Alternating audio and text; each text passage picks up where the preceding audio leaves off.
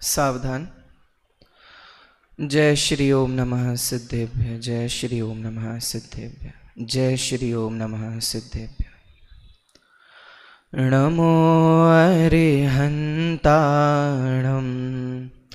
नमो सिद्धाणं, नमो आयर्याणं, नमो वज्रायाणं, नमो लोये सौवसाहुणम्।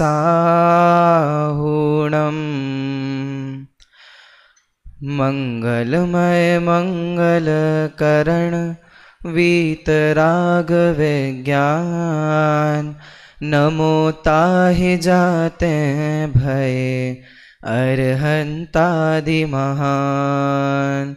करि मंगल करि हो महा ग्रंथ करन को काज, जाते मिले समाज सब पावे निज पद राज। इस भवतरु का मूल एक जानहु मिथ्या भाव, ताको करि निर्मूल अब करिए मोक्ष उपाय। विगत दिनों से हमारी चर्चा मोक्ष मार्ग प्रकाशक इसके 7वें अध्याय पर चल रही है। पंडित टोडरमल जी द्वारा रचित मोक्ष मार्ग प्रकाशक, जिसके अंदर चारों अनुयोगों का हमें समाहितपना मिलता है। इसके 7वें अधिकार जैन मिथ्या दृष्टियों का विवेचन, इस विषय पर हमारी चर्चा चल रही है।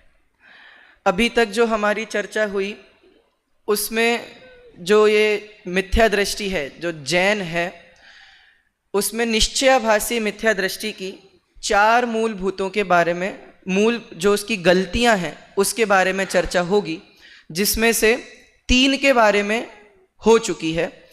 पहली गलती क्या बताई कि जो यह आत्मा है इसको वर्तमान पर्याय में ही, ये संसार अवस्था में है, इसकी वर्तमान पर्याय में ही वो स्वयं को सिद्ध मानता है। हम एक चीज सुनते हैं कि हम अभी सिद्ध समान हैं, जो निगोद में सो ही मुझ में, सो ही मोक्ष मझार, निश्चय भेद कछु भी नहीं। अब वो जो निश्चय भेद है कि निश्चय भेद कुछ भी नहीं है, जैसा मैं हूं वैसे ही सिद्ध भगवान है, जैसे ही सिद्ध है वैसे ही मैं हूं, इस चीज को उस व्यक्ति ने, उस जो निश्चयाभासी है, उसने गलत समझ लिया है। क्या गलत समझा है?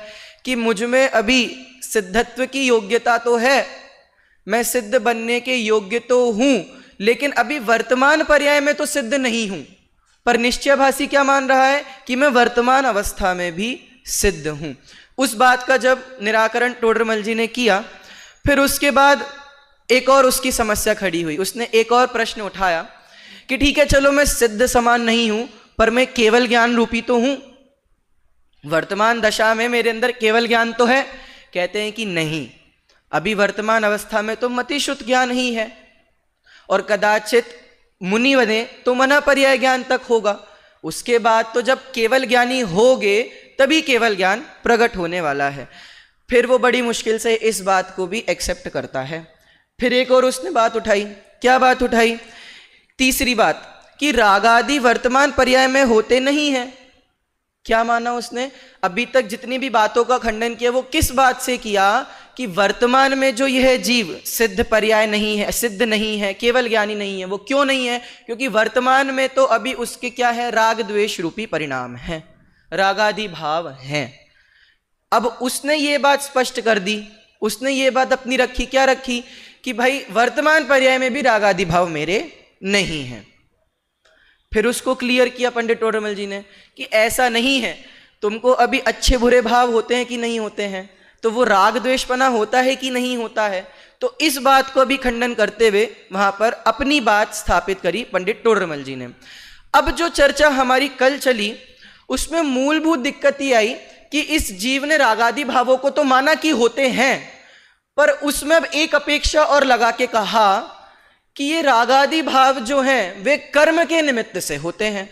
अब वो निमित्त का अर्थ भी नहीं जाना, कैसे कि उसने कर्म के निमित्त को क्या मानकर रखा है कि वो कर्म कराते हैं, कर्म ही अच्छा बुरा कराते हैं, मेरे हाथ में कुछ नहीं है, मेरे अंदर राग द्वेष के परिणाम रंच मात्र भी नहीं है, उसकी ये मान्यता थी। लेकिन अंततः फिर उन्होंने बात जब स्पष्ट करी पंडित जी साहब ने, तो उन्होंने कहा कि यदि ऐसा मानोगे तो कभी भी रागादि को मिटाने का उपाय तुम्हारे अंदर में नहीं आएगा, तुम्हारे अंदर में ऐसा विचार आएगा ही नहीं कि मैं इन रागादि का अभाव करूं। और रागादि का जब अभाव नहीं होगा तो फिर क्या नहीं होगा, सम्यक्त प्रकट नहीं होगा, सम्यक्त प्रकट नहीं होगा तो मोक्ष मार्ग प्रकट नहीं होगा। इस बात को बहुत ही सुंदर रूप से उन्होंने स्पष्ट किया। अब चूंकि पंडित जी साहब भी समय सार के हवाले दे रहे थे, समय सार में से ही अपनी बात को रख रहे थे, और यह जीव उस समय सार को पढ़कर ही स्वच्छंदी हुआ है, उसका प्रमाण अब देखो पृष्ठ क्रमांक 196 पर जो बीच वाला पैराग्राफ है, जिसमें उन्होंने एक प्रश्न उठाया है कि अब वो निश्चयाभासी जीव उसी समय सार के एक कलश को पढ़कर, जो अमृतचंद्राचार्य ने लिखा 37 नंबर का कलश, उस कलश को पढ़कर फिर स्वच्छंदपने में एक प्रश्न उठाता है। क्या उठाता है, पहले वो कलश पढ़ते हैं, वर्णाद्या वा राग मोहादयो वा भिन्ना भावा सर्व एवास्य पुंसः। क्या कहा इसमें, उसका अर्थ बताते हुए वो प्रश्न उठा रहा है कि वर्णादि अथवा रागादि भाव जो हैं वह इस आत्मा के है ही नहीं। भाई इस श्लोक में भी क्या बताया, वर्णाद्या वा राग मोहादयो वा भिन्ना, क्या कि ये आत्मा किन से भिन्न है, वो वर्णादि और रागादि भावों से भिन्न है। तथा वही रागादि को पुद्गलमय भी कहा कि रागादि भाव अपने तो है नहीं, किसके हैं, कर्मों के हैं, और कर्म कैसे हैं, पुद्गल रूपी है, पुद्गलमय है। तो उन रागादि भावों को कैसा बता रहा है, पुद्गलमय बता रहा है, सो सत्य है। तथा अन्य शास्त्रों में भी आत्मा को रागादिक से भिन्न कहा है, सो वह किस प्रकार है। अभी देखो पंडित जी साहब ने ऊपर क्या क्लियर करके आए, स्पष्ट करके आए कि भाई ये जितने भी रागादि भाव हैं वो कर्ता तू ही है, कर्मों का उसमें निमित्त मात्र है। अभी तक क्या मान रहा था यह जीव कि कर्म कराते हैं, मेरे हाथ में तो कुछ है ही नहीं, मेरे में तो रागादि भाव है ही नहीं। लेकिन फिर बाद में स्पष्ट करा उन्होंने कि ऐसी बात नहीं है, कर्मों का तो निमित्त मात्र है, करता तो तू ही है। तो यहां फिर उसने ये समय सार के कलश का हवाला दिया। लेकिन समस्या पता है हमारी क्या है, हम आधी बात पढ़ते हैं और उसी को ही हम सत्य मानने लग जाते हैं। उसी कलश की अगर यह व्यक्ति दूसरी लाइन पढ़ लेता तो शायद उसको यह प्रश्न खड़ा नहीं होता। नीचे की लाइन देखो क्या बता रहा है, तैने वान्तस्तत्वतः पश्यतोमि नो दृष्टः स्युर्दृष्ट में कम परम स्यात्। इस पंक्ति में क्या स्पष्ट कर दिया कि तुम्हारी बात ठीक है, यह रागादि भाव जितने भी हैं वो आत्मा से भिन्न है, पर वो भिन्न कैसे है कि जब अंतर्दृष्टि से देखने पर जाएं, किसको देखने पर जाएं, आत्मा को। जब हम अंतर्दृष्टि से आत्मा को देखेंगे तब वास्तव में ये रागादि से भिन्न आत्मा दिखाई देगा। उसने ये दूसरी लाइन नहीं पढ़ी, पहली लाइन को पढ़कर ही स्वच्छंदी हो गया।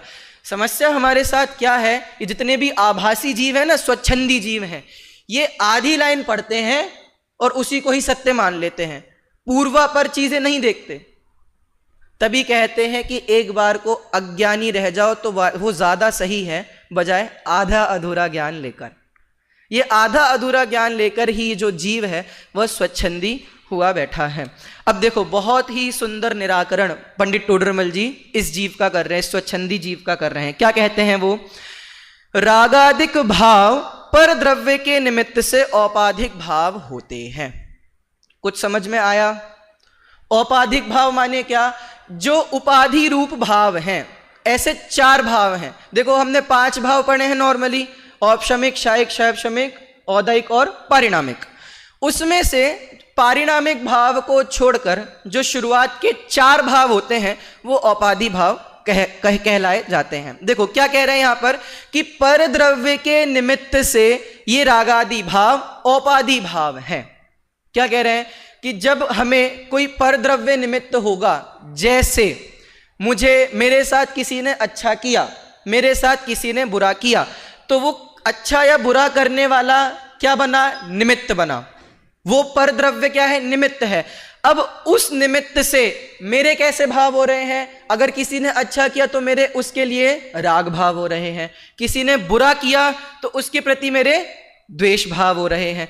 तो ये जो अच्छे बुरे भाव, रागादि भाव हो रहे हैं, ये किसके निमित्त से हो रहे हैं? पर द्रव्य के निमित्त से हो रहे हैं। और वो जब रागादि भाव होते हैं तो वास्तविकता में औपाधि भाव कहलाते हैं। औपाधि भाव माने ये औदैक, शायिक, शायोपशमिक और क्षयोपशमिक। ठीक है, ये चार भाव जितने भी हैं, औपशमिक, शायिक, क्षयोपशमिक और औदैक, ये चार भाव कब होंगे? जब हमारे राग द्वेष रूपी परिणाम हो रहे हैं या नहीं हो रहे हैं, तभी। देखो, विचार करने की बात क्या है, हम शायिक भाव को तो अच्छा मानते हैं, कहते हैं ना, एक बार जिसको क्षायिक भाव हो गया फिर उसका मोक्ष तो निश्चित ही है, क्षायिक भाव कभी छूटता नहीं है। लेकिन यहां गजब की बात यह है कि क्षायिक भाव को भी मलिन भाव कहा है, क्षायिक भाव को भी यहां अधर्म भाव कहा है कि ये छोड़ने लायक ही है। अगर क्षायिक भाव नहीं छूटेगा तब तक आपको मोक्ष नहीं हो सकता। हालांकि क्षायिक भाव के बारे में हम बातें अच्छी अच्छी सुनते हैं, लेकिन अंततः तो छूटता है कि नहीं छूटता है? छूटता है, इसलिए इसको भी बुरा कहा। पर द्रव्य की अपेक्षा से जब हम देखने जाएंगे तो ये सब खराब है। अभी देखो, प्रश्न में जब उसने ये बात कही थी कि ये वर्णादि और रागादि से भिन्न है, तो अब ये रागादि कौन से लेने, पहले तो ये समझते हैं।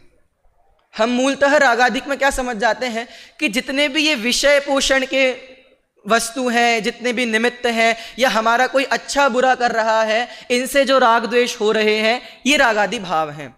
पर रागादि भाव वास्तविकता में ये है नहीं।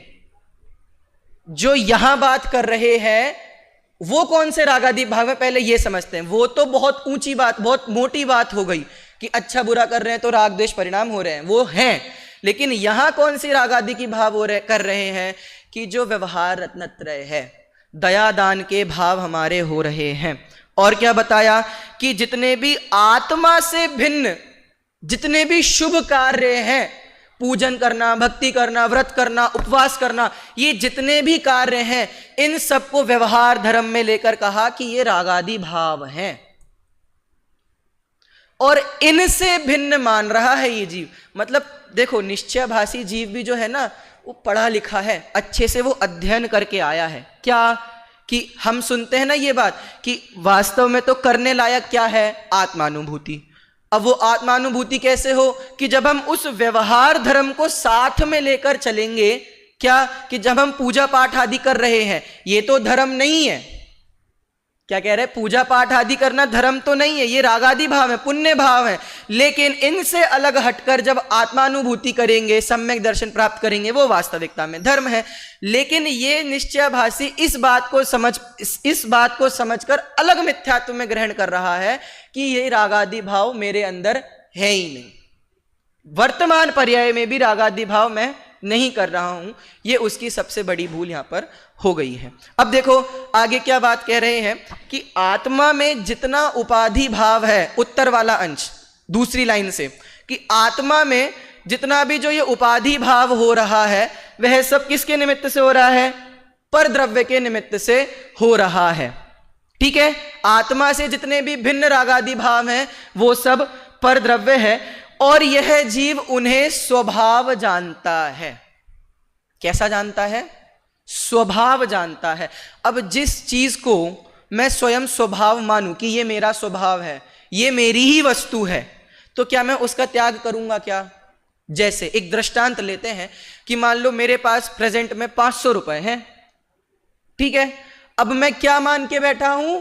ये मेरे 500 रुपए हैं। कितने मान के बैठा है? मेरे 500 रुपए हैं। अब जब तक ये मेरा पना उसके अंदर है, तब तक उन 500 रुपयों का त्याग हो पाएगा क्या? वो उनको छोड़ पाएगा क्या? क्योंकि वो मेरे 500 रुपए। ऐसे ही जो ये उपाधि भाव है ना, ये जो औपशमिक शायिक भाव जितने भी हैं, चार भाव, ये रागादि भाव, इनको क्या मान के बैठा है कि ये मेरा स्वभाव है। अब जिसको मैं अपना स्वभाव मान के बैठा हूं, उनका त्याग किस प्रकार से होगा? सोचने वाली बात है कि नहीं है। अब देखो आगे क्या कह रहे हैं, जिसे स्वभाव जाने उसे बुरा कैसे माने। जो मेरा है वो बुरा कैसे हो सकता है, 500 रुपए मेरे हैं तो वो बुरे कैसे हो सकते हैं, और उसके नाश का भी उद्यम क्यों करेगा। तो समस्या क्या खड़ी हो रही है कि अभी तक जितनी चर्चा पंडित जी साहब ने करी वो सिर्फ इस लक्ष्य को लेकर करी कि भाई ये रागादि भाव तेरे नहीं है पर अस्तित्व में है, ये रागादि भाव तुझसे भिन्न तो है पर अभी अस्तित्व में है। जैसे मान लो आपको 103 डिग्री बुखार हो गया, ठीक है। अब बुखार हो गया, जब तक ऐसा नहीं मानोगे तब तक बुखार दूर करने का उपाय करोगे कि नहीं करोगे, विचार करो। जब तक मैं ऐसा मान के बैठा हूं कि ये बुखार मेरा है तभी मैं इसको दूर करने का उपाय करूंगा। अब कदाचित कोई इसी प्रकार से स्वच्छंदी जीव आए और वो ये कहे नहीं भाई साहब बुखार तो मेरे अस्तित्व में है ही नहीं, बुखार मेरा है ही नहीं। क्यों? क्योंकि 10 दिन बाद छूट जाएगा। अगर वो ये मानकर वर्तमान पर्याय में बुखार को नहीं माने तो क्या उसका उपाय करेगा? नहीं करेगा। अगर उपाय नहीं करेगा तो उसका बुखार दूर होगा? नहीं होगा। ऐसे ही क्या कह रहे हैं यहां पर कि ये रागादि भाव तेरे नहीं है, तेरी बात बिल्कुल सही है, तो शास्त्र के अनुकूल बात कर रहा है कि रागादि भाव आत्मा से भिन्न ही है पर अस्तित्व में तो प्रेजेंट में है ना। ये बात समझने लायक है। जब तक ये प्रेजेंट में नहीं मानेगा मेरे हैं तब तक इनको छोड़ने का उपाय, इनसे दूर हटने का उपाय नहीं करेगा। आगे देखो क्या कह रहे हैं, इसलिए यह श्रद्धान विपरीत है, उसे छुड़ाने के लिए स्वभाव की अपेक्षा रागादिक को भिन्न कहा है। अब दो स्थिति यहां पर पंडित जी साहब खड़ी कर रहे हैं। क्या कि अभी तक तो हमने यह सुना कि ये रागादि भाव आत्मा से भिन्न है, क्लियर। लेकिन अब पंडित जी साहब ने यहां कहा कि भाई रागादि भाव आत्मा के ही हैं। अब ये दोनों बातें तो क्लैश कर गई। भाई यहां कह रहे रागादि भाव आत्मा के हैं और यहां कह रहे रागादि भाव आत्मा के नहीं है, तो ये कैसे संभव है। तो अब यहां पर उन्होंने बात उठाई दो अपेक्षा से, उपादान और निमित्त। क्या कि जैसे कोई वैद्य है, कोई डॉक्टर है, यदि मुझे कोई ऐसी बीमारी हुई है जो सर्दी से हुई है, किससे हुई है? सर्दी लगने से हुई है, तो मुझे वो दवाई कैसी देगा जो उस सर्दी को दूर भगाए, है कि नहीं। जैसे मुझे जुकाम हुआ, बुखार हुआ या खांसी वगैरह, ये किसके कारण हुई? सर्दी के कारण, तो दवाई ऐसी देगा जो गर्म होगी। और यदि कोई बीमारी गर्मी के कारण हुई, जैसे रैशेज हो जाना, फुंसी फोड़ा हो जाना, किसके कारण होती है? गर्मी के कारण होती है, तो कोई ऐसी दवाई, कोई ऐसा उपचार बताएगा जो ठंडक पहुंचाए, ठीक है। ऐसे ही यहां पंडित जी साहब क्या बता रहे हैं कि शास्त्रों में दो अपेक्षा से कथन है।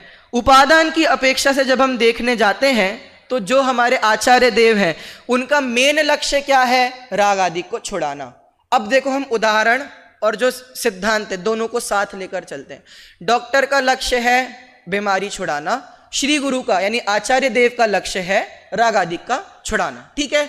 अब दो चीजें हैं जो रागादिक को पर का मानकर स्वच्छंद होकर निरुद्यमी है। क्या कह रहे हैं? पहली गलती क्या है? डॉक्टर के पास गया कोई व्यक्ति, उसको सर्दी से बीमारी हुई है, ठीक है। ऐसे ही यहां पर क्या व्यक्ति है कि वो रागादिक को क्या मान रहा है? दूसरे का मान रहा है। मतलब दूसरे का कैसा? कि वही गलती कि आत्मा में रागादिक भाव है ही नहीं। ये तो कौन करा रहा है? कर्म करा रहे हैं, पर द्रव्य करा रहे हैं। जब वो ऐसा मान रहा है तो क्या करते हैं यहां पे? उपादान के निमित्त से, उपादान के कारण की जो मुख्यता, उपादान कारण की जो मुख्यता है उससे स्पष्ट करते हैं कि भाई ये रागादिक भले ही तेरे नहीं है पर प्रेजेंट में अस्तित्व में तो तेरे हैं। अगर रागादिक भाव अस्तित्व में भी ना हो तो यहां संसार में ही ना हो, मोक्ष में हो, पर प्रेजेंट में अस्तित्व में तो है रागादिक भाव। वो बात स्पष्ट करते हैं। क्या कहते हैं कि उसे उपादान कारण की मुख्यता से रागादिक आत्मा के हैं ऐसा श्रद्धान कराया जाता है। फिर से पढ़ता हूं ये लाइन कि रागादिक आत्मा के हैं। कैसे हैं रागादिक? आत्मा के हैं। ये श्रद्धान कब कराया जाएगा? जब वो व्यक्ति ये मान के बैठा है कि रागादिक भाव मुझ में है ही नहीं, अस्तित्व में है ही नहीं, वो तो सब कर्मों के निमित्त से है, मैं तो अभी भी शुद्ध पूर्ण चिदानंद रूप आत्मा हूं। जब वो ऐसा मानकर बैठा है कि मेरा प्रेजेंट में भी यही अस्तित्व है, तब उसको आचार्य देव ये श्रद्धान कराते हैं कि ये रागादिक भाव तेरे हैं। अब ऐसे ही इधर फिर दृष्टांत पे आओ कि उस डॉक्टर का मूलभूत एक उद्देश्य क्या है? बीमारी खत्म कराना।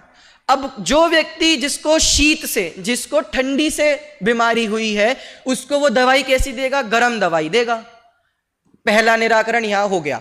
अब दूसरी स्थिति बनती है कि जो व्यक्ति को किसी गर्मी के कारण कोई बीमारी हुई है, तो उसको दवाई कैसी देगा? जो ठंडक पहुंचाए, जो उस बीमारी को दूर करे। अब उपादान कारण की बात कंप्लीट हो गई कि नहीं हो गई? अब निमित्त कारण की यहां पर बात कर रहे हैं। निमित्त कारण माने क्या? कि अब उस जीव को, वो जो स्वच्छंदी जीव है ना, उसकी समस्या क्या है? दूसरी समस्या कि वो रागादिक, हमने उसको पहले ये श्रद्धान करा दिया कि भाई रागादिक तेरे हैं, इसलिए इनको दूर करना है। अब वो इसी को ही पूर्ण रूप से सत्य मानकर बैठ गया। अब वो क्या कह रहा है? ठीक है, रागादिक भाव मेरे हैं, रागादिक भाव मेरे हैं, तो फिर इनको दूर किस लिए करना? समस्या क्या खड़ी हो गई अब उसकी कि अब उसने रागादिक को अपना स्वभाव जान लिया, और स्वभाव जानने के बाद वो क्या कह रहा है कि ठीक है, रागादिक भाव मेरे हैं, मेरा स्वभाव है, तो इनको दूर किस लिए करना है? देखो क्या कह रहे हैं यहां पर कि तथा जो रागादिक को अपना स्वभाव मानकर उनके नाश का उद्यम ना करे।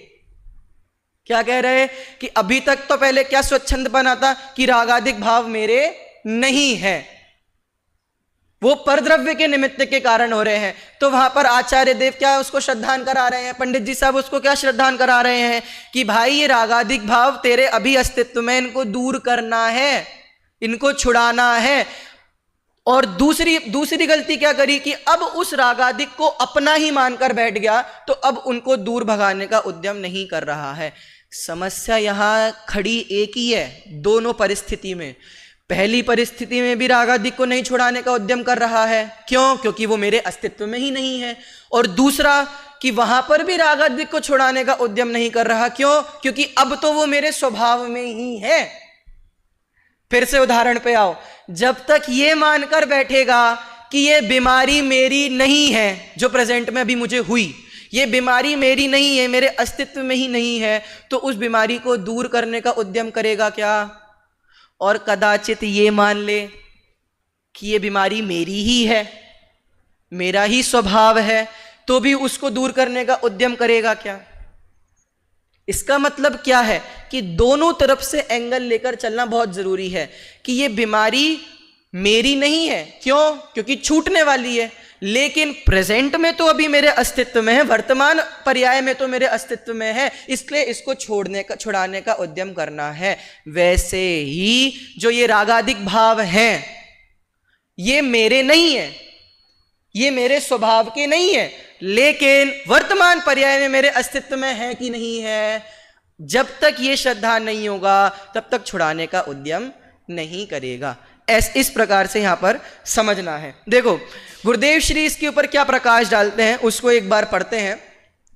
गुरुदेव श्री यहां पर बहुत ही सुंदर चर्चा करते हुए बात कर रहे हैं कि जो मुनिराज हैं वो छठवें सातवें गुणस्थान में होने पर भी, छठवें गुणस्थान में होने पर भी 28 मूल गुणों का पालन करते हैं।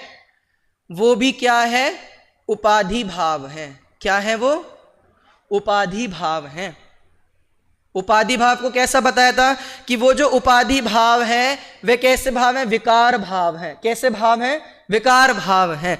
और जब तक वो मुनिराज उस व्यवहार रत्नत्रय रूप 28 मूल गुणों का पालन करते हुए ही खुद को संतुष्ट मानेंगे, तब तक उनके वो निश्चय सम्यक दर्शन नहीं होगा।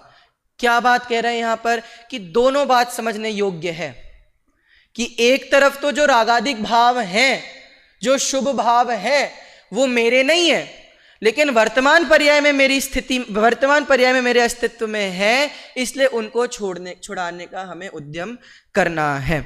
और देखो आगे क्या कह रहे बात इसमें कि गौमट सार में एक बात आई है क्या कि दर्शन मोह के उदय से मिथ्यात्व होता है। ठीक है, किसके उदय से? दर्शन मोह के उदय से मिथ्यात्व होता है। अब इस कथन का आशय क्या है ये समझते हैं। जो कल चर्चा चली थी ना हमारी, जिसमें बात क्या आ रही थी कि ये जो रागादिक भाव है ये कर्म ही करा रहे हैं, कर्म ही के निमित्त से हो रहे हैं, मेरा इसमें कुछ भी नहीं है, मैं तो रागादिक भाव करता ही नहीं हूं। वो गलती को यहां डिफाइन करके फिर उसको सॉल्यूशन में दे रहे क्या कि दर्शन मोह के उदय से मिथ्यात्व होता है। ठीक है, ये बात क्लियर है। लेकिन इस कथन का आशय क्या है कि राग जो ये मिथ्यात्व भाव है वो आत्मा तो स्वयं ही करता है, पर निमित्त किसका है? दर्शन मोह का है। किसका निमित्त है? दर्शन मोह का। मतलब क्या कि उपादान और निमित्त की परिभाषा में हम क्या पढ़ते हैं कि कार्य रूप परिणाम जो हुआ वो तो क्या है? उपादान। और निमित्त की परिभाषा में क्या पढ़ते हैं कि जो स्वयं कार्य रूप परिणामित तो ना हो पर कार्य के करने में आरोप जिस पर आए उसको क्या कहते हैं? निमित्त कहते हैं। जैसे गाड़ी चलाई किसने? गाड़ी चलाई किसने? मैंने चलाई। ठीक है, अब प्रश्न यह है क्या गाड़ी सच में मेरे चलने से चली क्या? मैं निमित्त तो हूं, क्या मैं निमित्त तो हूं, पर मान लो यदि इंजन नहीं होता, पेट्रोल नहीं होता तो गाड़ी चल जाती क्या? तो फिर क्या इंजन और पेट्रोल ने गाड़ी चलाई? नहीं, ये सब निमित्त हैं। वो गाड़ी का जो चलना है, वो चलने रूप जो क्रिया हुई वो उपादान कारण है। इस प्रकार से यहां समझा रहे कि यह आत्मा जो है मिथ्यात्व करता स्वयं ही है, पर निमित्त क्या बनता है इसका? दर्शन मोह निमित्त बनता है। ऐसे ही इस बात को यहां स्पष्ट कर कर बताया उन्होंने कि जो ये तुमने श्लोक लिया ना, ये कलश लिया 37 नंबर का, इसमें बात सत्य ही आई है, लेकिन उसमें समझने योग्य बात क्या है कि जब तक मैं ये विचार नहीं करूंगा कि ये रागादिक भाव प्रेजेंट में मेरे अस्तित्व में नहीं है, तब तक इनको छुड़ाने का मैं उद्यम नहीं कर पाऊंगा। देखो, एक बहुत सुंदर उदाहरण दिया है। हम दादा के प्रवचनों में भी वो उदाहरण सुनते हैं, जब वो सुनाते हैं कि जैसे 10 लक्षण में दादा एक किसी के घर पर गए, साधर्मी के घर पर। अब वहां पर जाने के बाद वो अपना घर दिखा रहे थे, बहुत बड़ा घर था, तो वो अपने बेटे के कमरे में उनको लेकर गए। तो वहां कुछ चित्र टंगे थे, मतलब अच्छे नहीं थे वो चित्र, लेकिन ऐसे चित्र वो दीवारों पर टंगे थे। तो वो दादा गए और उन चित्रों को ऐसे देखने लगे। तो उन साधर्मी के मन में क्या आया? एकदम से वो आए और उन्होंने बोला, अरे भाई साहब, वो चित्र हमने नहीं लगवाए, वो तो हमारे बेटे ने लगवाए हैं। तो दादा इस पर एक मजाक सा करते हुए कहते, हमने पूछा ही कब तुमसे कि तुमने लगवाए कि या किसने लगवाए, हम तो देख रहे थे। तो उससे स्पष्ट क्या कर रहे बात कि हम लोग देखते हैं, जब कोई चित्र देखते हैं, बाहर हमने कोई ऐसा बोर्ड देखा, जैसे हम रास्ते पे जाते हैं ना, रोड पर जा रहे हैं तो हम कोई बोर्ड वगैरह देखते हैं, तो उसको देखने के बाद हमारे एकदम से मुंह से क्या निकलता है कि यार ये चित्रों ने हमारा दिमाग खराब कर कर रख दिया है, इन चित्रों ने ही बच्चों को बिगाड़ रखा है, इन चित्रों ने ही ऐसा कर रखा है, इन चित्रों को देखकर ही हमारे ऐसे भाव होते हैं। फिर दादा उसमें एक बात और कहते हैं कि इन चित्रों को देखकर तुम्हारे भाव खराब हुए कि ये पहले तुम्हारे भाव खराब हुए फिर ये चित्र यहां पर टंगे? कुछ आ रही बात समझ में? क्या कि ये जो चित्र हैं इनको देखने के बाद भाव खराब हो रहे हैं कि तुम्हारे भाव पहले खराब थे फिर इन चित्रों का टंगना यहां पर हुआ है कि नहीं? जब तक हमारे मन में कोई बात नहीं आएगी तब तक वो कार्य रूप में होगा कि नहीं होगा? भाई मकान बनाना है तो सबसे पहले मन में भाव आएगा कि नहीं आएगा कि मकान बनाना है, फिर उस योग्य हमारी योजना बनेगी।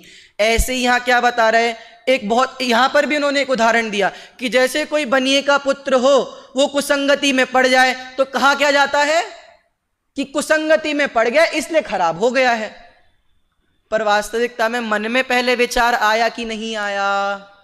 ऐसे ही अब इस निश्चयाभासी जीव की देखो सबसे बड़ी चालाकी क्या है कि वो यहां तो ये मान के बैठा है कि रागादिक भाव मेरे नहीं है, किसके हैं?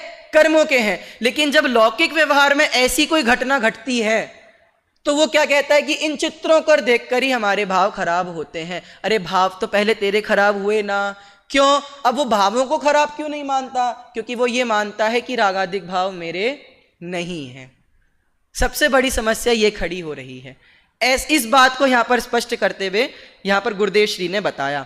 अब देखो आगे बढ़ते हैं तो उसमें क्या कह रहे हैं पंडित जी साहब कि दोनों विपरीत श्रद्धानों से रहित होने पर सत्य श्रद्धान होगा, तब ऐसा मानेगा कि ये रागादिक भाव आत्मा का स्वभाव तो नहीं है। दोनों विपरीत श्रद्धान कौन कौन से विपरीत श्रद्धान कहे यहां पर? कि पहला विपरीत श्रद्धान क्या? कि ये रागादिक भाव जो हैं वो आत्मा के हैं। पहला विपरीत श्रद्धान, ये मेरे ही स्वभाव हैं तो इनको मैं दूर क्यों करूं? पहला विपरीत श्रद्धान। और दूसरा कि ये रागादिक भाव आत्मा के नहीं हैं तो इसका मतलब तो प्रेजेंट में वर्तमान पर्याय की अस्तित्व में भी नहीं है, तो इनको दूर करने का उपाय क्यों करना? मैं तो शुद्ध पर्याय ही हूं। ये दूसरी विपरीत श्रद्धान। इन दोनों विपरीत श्रद्धानों से जब तक रहित नहीं होगा ये आत्मा, तब तक वास्तविकता में जो मिथ्यात्व है उसको दूर नहीं कर पाएगा। फिर क्या कहा आगे? कर्म के निमित्त से आत्मा के अस्तित्व में विभाव पर्याय रूप से उत्पन्न होते हैं। निमित्त मिटने पर इनका नाश होने से स्वभाव भाव रह जाता है, इसलिए इनके नाश का उद्यम करना। कि वास्तविकता में ये रागादिक भाव जो बताए ये हो तो दूसरे के निमित्त से रहे हैं पर अभी अस्तित्व में मेरे हैं, तो जब तक इनका मिटना नहीं होगा तब तक क्या लिखा? निमित्त मिटने पर इनका नाश होने से स्वभाव भाव रह जाता है। वो चार उपाधि भाव है ना, जो औपशमिक, क्षयिक, शैक्षमिक और औदैहिक, इनका जब मिटना होगा तभी वो एक पारिणामिक स्वरूप जो हमारा आत्मा है, वो जो स्वभाव भाव है, वो रह जाएगा। इसलिए अंततः क्या कहा? इन रागादिक भावों के नाश का उद्यम करना चाहिए। ऐसी बात यहां पर समझना। चार बातें एक बार हम तुरंत देख लेते हैं जो अब तक गलतियां करते हुए आ रहा था। पहली गलती क्या? कि वर्तमान पर्याय में ही आत्मा को इस संसार पर्याय में ही सिद्ध मान रहा है कि मैं अभी ही सिद्ध हूं। दूसरी गलती क्या? कि दूसरी गलती है मानी कि वर्तमान अवस्था में ही, संसार अवस्था में ही मैं केवल ज्ञानी हूं। तीसरी गलती क्या? कि रागादिक वर्तमान पर्याय में होते ही नहीं है। कैसे मान रहा है? रागादिक जितने भी भाव हैं वो मेरे वर्तमान पर्याय में, संसार अवस्था में हो ही नहीं रहे हैं। और चौथी गलती क्या मान रहा है? कि विकार निमित्त के कारण से होता है, मेरे से नहीं होता है। जबकि इन चारों गलतियों को लाइन बाय लाइन उन्होंने कट करते हुए पंडित टोडरमल जी ने स्पष्ट करते हुए अंततः निराकरण किया कि रागादिक भाव तेरे नहीं है पर वर्तमान पर्याय में तेरे हैं, तो इसलिए इनके नाश का उद्यम तुझे करना चाहिए। इस प्रकार हम सब भी उन उपाधि भावों से दूर हटकर परम पारिणामिक भावों को, परम पारिणामिक भाव का श्रद्धान करके अपने स्वभाव भाव में स्थित रहें। इसी मंगल भावना से अभी की बात पूरी करता हूँ।